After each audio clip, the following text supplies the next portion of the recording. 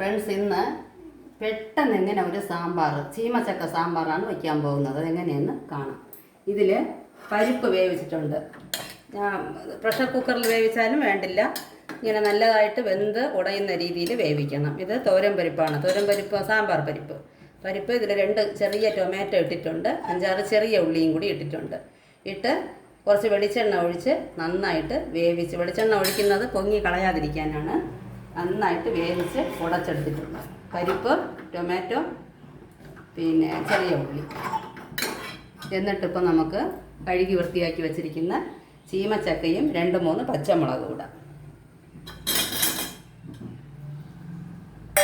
മുരിങ്ങയ്ക്കയും കൂടെ ഇടും. അതിപ്പോഴിടില്ല, പുളി ഒഴിച്ചിട്ട് മുരിങ്ങയ്ക്ക ഇടാം. പുളി നമുക്ക് കുതിർക്കാൻ വേണ്ടി ചെറിയ ഒരു നെല്ലിക്കയുടെ സൈസ് പുളിയേ ഉള്ളൂ, അധികം പുളി വേണ്ട. 2 ടൊമാറ്റോ ഇട്ടിട്ടുണ്ട്.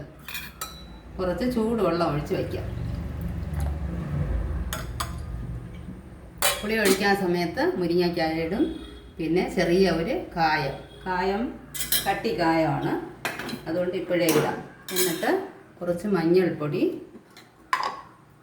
കുറച്ച് മതിയാവും.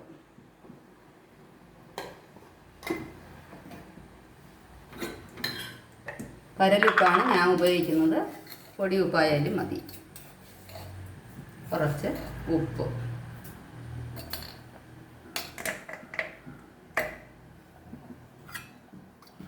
ഇട്ടിട്ട് ചൂടുവെള്ളം ഒഴിക്കുക.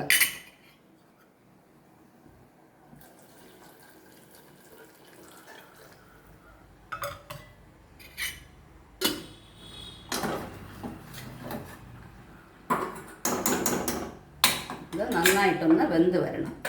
അത് കഴിഞ്ഞിട്ട് കാണാം. ഒരു 10 മിനിറ്റ് വേകട്ടെ.